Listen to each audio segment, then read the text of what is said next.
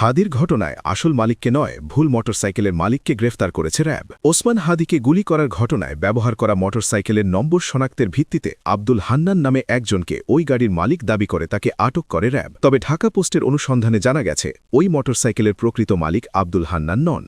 হামলায় ব্যবহার করা মোটরসাইকেলের নম্বরের শেষ ডিজিট ছিল ৬, কিন্তু আটক করা হয় শেষ ডিজিট ৫ থাকা মোটরসাইকেলের মালিককে।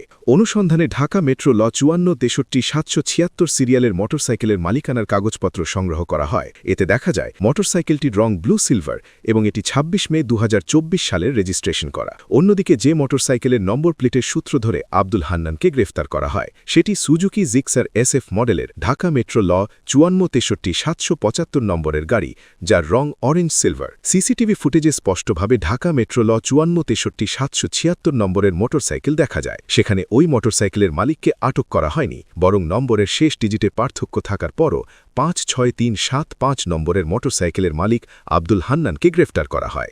আব্দুল হান্নানকে যেই মোটরসাইকেলের মালিক হিসেবে গ্রেফতার করা হয়েছে, সেই মোটরসাইকেলের ডিজিটাল নম্বর প্লেটটি ছিল ইংরেজিতে লেখা, অথচ Bangladesh road transport authority BRTA থেকে ইস্যু করা সব ডিজিটাল নম্বর প্লেটই বাংলায় লেখা হয়। র্যাবের একটি সূত্র জানায়, ঢাকা মেট্রো ল ৫৪-৬৩-৭৭৫ ও ঢাকা মেট্রো ল ৫৪-৭৭৬ এই দুই মোটরসাইকেলের মালিকানায় যাচাই করা হয়। সূত্রের দাবি, যে মোটরসাইকেল থেকে গুলি চালানো হয় সেটির রং ছিল অরেঞ্জ সিলভার এবং নম্বর ঢাকা মেট্রো ল ৫৪-৭৭৫। অন্যদিকে ঢাকা মেট্রো ল ৫৪-৭৭৬ নম্বরের মোটরসাইকেলটির রং ছিল ব্লু সিলভার এবং গঠনের দিক থেকেও সেটি সিসিটিভি ফুটেজের সঙ্গে মেলেনি।